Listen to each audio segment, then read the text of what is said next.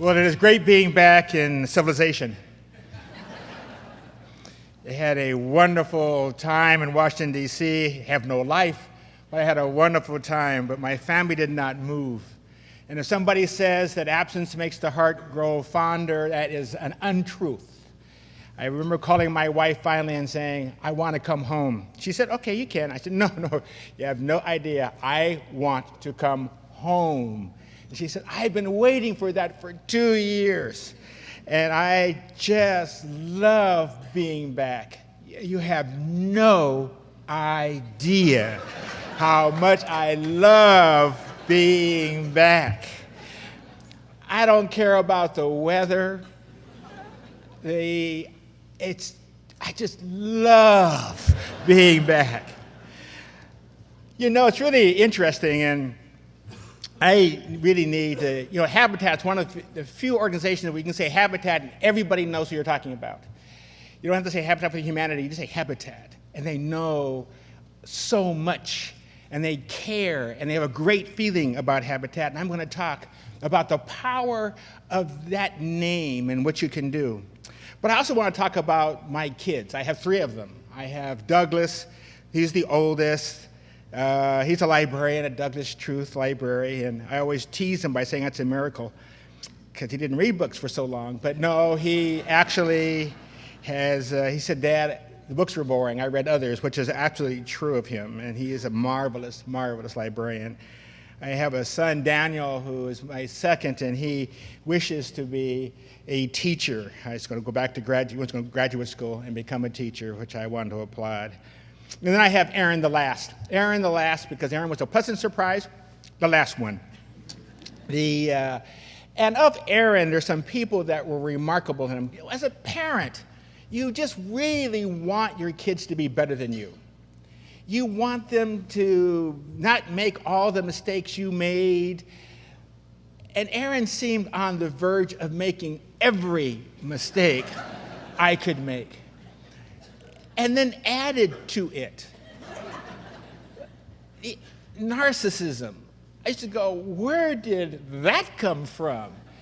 He had a big word on his chest, me, just me. The universe swirled around him. And I would go, I used to say to my wife, what did we do wrong? We worked so hard to avoid the mistakes of the first 2, and look at what we have created.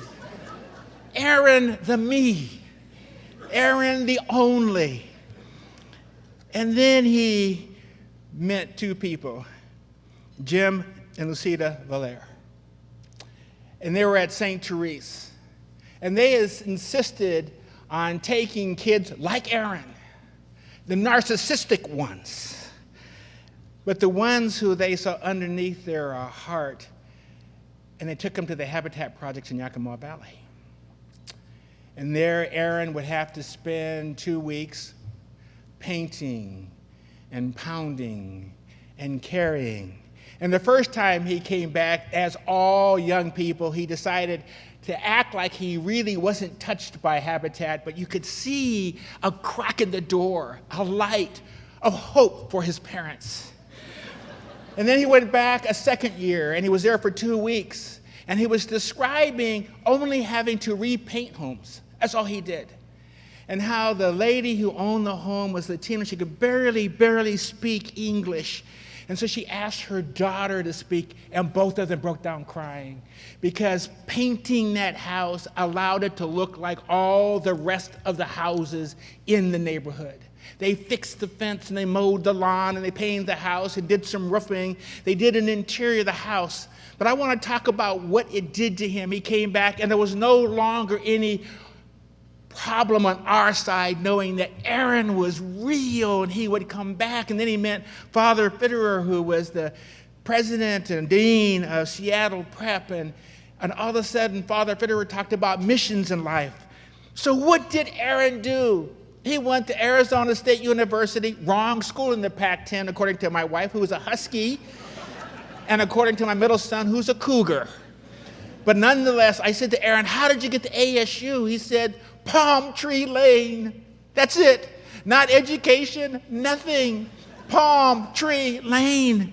And I was going, oh, he's reverting. He is reverting. He says, Dad, let me tell you about the Phoenix metropolitan area. Perfect weather is really boring. And I'd go, oh, my goodness. And then all of a sudden, this last January, my wife and I are traveling to Guatemala. And we're going up into the mountains of Guatemala.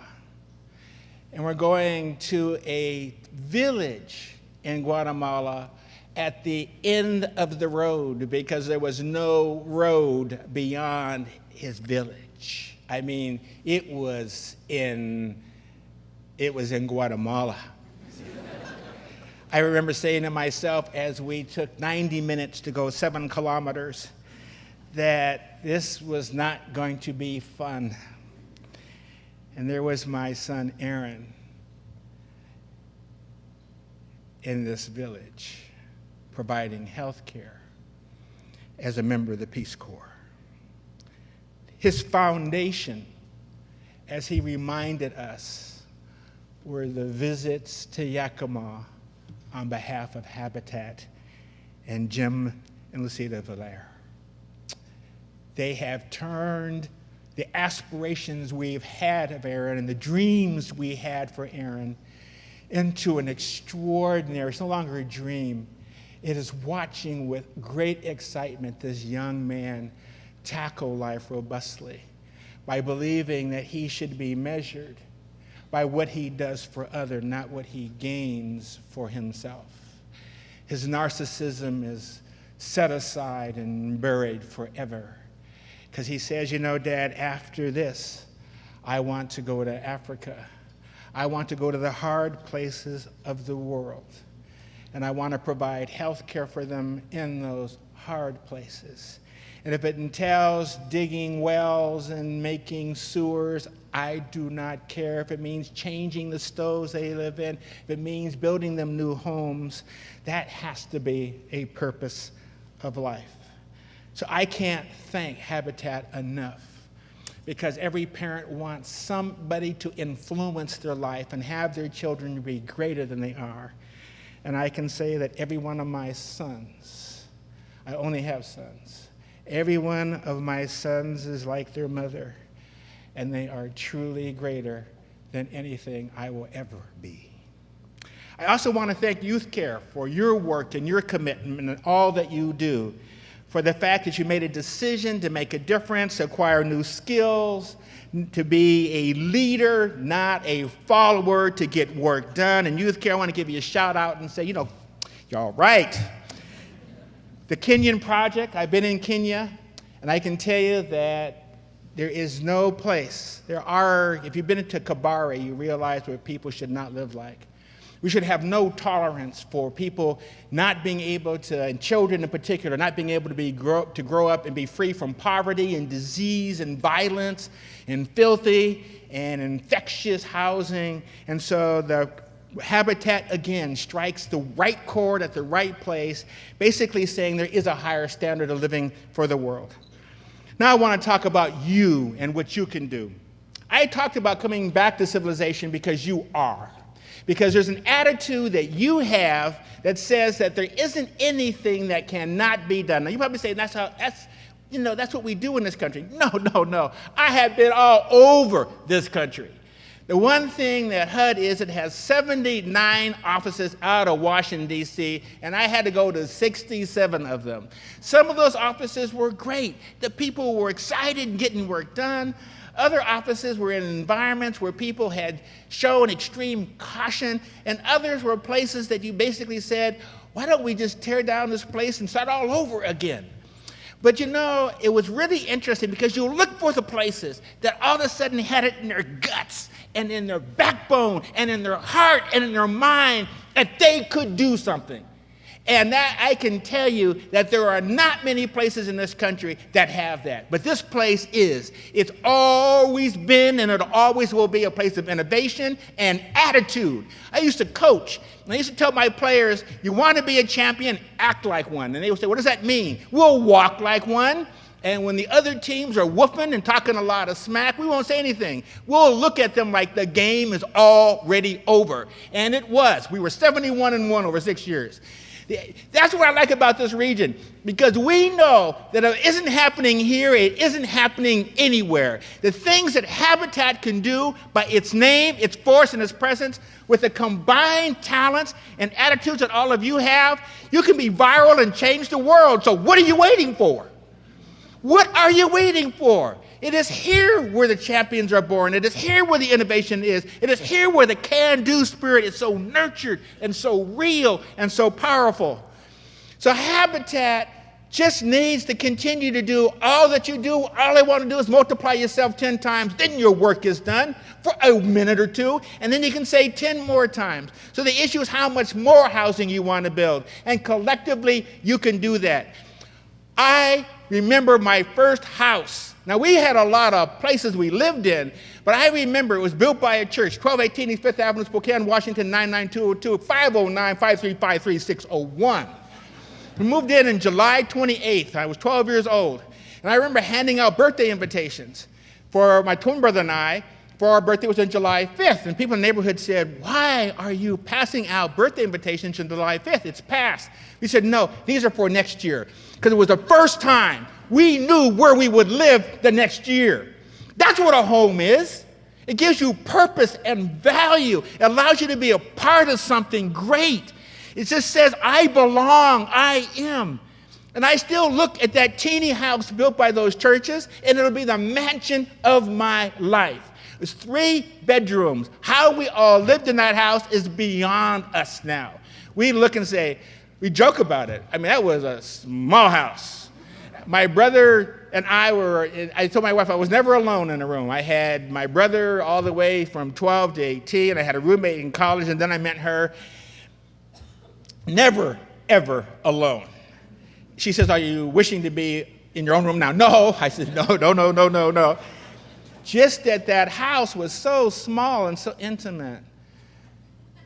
But we planted grass, and we planted trees. And we had an address. We had friends that I have to this day because we never had to move. It was our home, our essence. When I bought my house, which was a money pit when I bought it, and it is a money pit now, with its squeaky, loud, banging hot water radiators, its old floors. I look and say, yep, this is a squeaky, loud house, but it is mine. But when my wife and I said to our kids, we're thinking about downsizing, just kind of might want to sell the house. All the kids' response was tears. I said, I must not have described it well. Indicated that I would still love them, but it was time for something smaller. And my oldest son, Doug, said, "But Dad, this is home." So my wife and I have decided to be like our neighbor, the Wheelers. We'll be there when we're 80, and then maybe our kids will say, "You're too old to be at home." But that's what Habitat creates. That's what Habitat is. It creates home. But there's other challenges now that are presented. There's a wonderful book by Isabel Wilkerson. It's called The Warmth of Other Suns, S-U-N-S. And she talks about the great migration of African Americans who fled the South to go north. And she all of a sudden follows these 4 people. She was a Pulitzer Prize winning reporter, and she treats it like a reporter. She teaches journalism. Extraordinary writer. And she talks about why were there huge, violent race riots in the 1910s, 20s, 30s, and 40s that eclipsed the riots of the 1960s. And she said that 2 things sourced those. People were employed, but people didn't have housing. Today, we have the same bulge and the same problems at a level that's extraordinary because we have a greater migration of Latinos throughout the United States and fewer people buying and owning homes than ever before. People of color, a lower number than ever before. And the real issue is, how do we compete the 21st century if people cannot be housed? How do we compete the 21st century if people don't have an opportunity to buy a house? And are you going to have a generation of children who will only know being transitory, moving from one place to another without roots? And when I left, it was the memo that I wrote to the president's senior staff, and then they decided they should meet with me all. And I did. And I said, America's greatest domestic problem will be our failure to provide housing ownership and adequate housing that plants roots for families who could dream, but if given the opportunity, would become superb homeowners and citizens. So your task is to begin to alter the equation for this extraordinary experiment called the United States of America, because never before has a country like ours existed in human history. No common gene pool. We all got here by boat, plane, and land bridge. All of us did. This mix of an extraordinary democracy, and it's in your hands. Because if anybody can all of a sudden argue for the change, it'll be Habitat. Habitat, that organization of good morality, good intentions, wonderful friends. You say Habitat and you already get a gold star. You say you're on a Habitat project and your employer doesn't care you didn't show up to work. Habitat, that gold star, A+ valedictorian of the business of building housing. So it's in your hands, and the question is, are you willing to do that? Are you willing to change the equation? Are you willing to say, no, housing will be important, and we will make it important, and we will be a loud voice for it, that we will invest in Habitat, but we will provide those opportunities. It's in your hands. And if you're viral, as this region can take things viral, we'll begin to change the face of this country that's headed in a different direction than Habitat itself would want. In closing, time. I always talk about time. When my granddaughter was born, my very perfect granddaughter was born. She says, "Grandpapa, I love you." And Grandpapa says yes to whatever she wants. My son says, "Dad, it takes us 2 weeks to correct her behavior after she's been with you." And I said, "That is right. I'm not raising her." When she was born, I'll never forget my son cutting her umbilical cord like I cut his. And I went, whoa, that was fast. But I remember watching the descent of time. And I remember looking at the machine as the numbers continued to move and move and move and move. And I was going, I wish it would just slow down a little bit. Not because I'm older and retired, but I just wanted time to slow down, slow down, slow down. And then all of a sudden, it got to 0, and I looked up at my brother's family and his friends and said, Donnie is now with God in heaven. It was a life support machine. It's hard losing a twin brother. It really is, and I will miss him forever. But his journey is done and yours is not. For a higher authority in the room has said, you got a lot of work to do. And I will tell you that time is never an ally. You always have a sense of urgency. You should relish life. See it as a gift every day. Find it to be a wonderful, succulent meal. What shall I do today? I shall make a difference. I will help build a Habitat house. I will allow families to move in it who will show to the world what it is like to have a home. We're going to change the face of this country and its present direction. We're going to emphasize the goodness because we are a good people. a wonderful people. And in this region, we are the best people on the planet. So I want to thank you all for coming to this Habitat Breakfast. I want to thank you for the sponsors, those of you who are table captains. But more than anything, I would love to see your energy and your momentum and your emotion and your can-do. I want you to build houses in neighborhoods where the kids can achieve and make a decision that rather than put them anywhere, we're going to put them where the schools are really good. We're going to put them in environments where they're safe, where they're loved, and where they're cared for. Because America, we can predict the lifetime earnings of children by the neighborhoods they live in, the morbidity rates of their parents by the neighborhoods they live in, the kind of food they will eat by the neighborhoods they will live in, how quickly they will age by the zip codes they live in. My God, Habitat is all there for you. You can change the debate that we need to have changed. If you say we're only going to put housing in neighborhoods that are working, we're only going to put housing in neighborhoods where the schools are good, we're only going to put housing in neighborhoods where there's a commitment to redevelop those neighborhoods into better neighborhoods, you will change the debate and you will end poverty in this country. It's all on you, Habitat, but to whom more is given, more is expected. God bless you. Thank you all for being who you are and what you are. Thank you, thank you, thank you.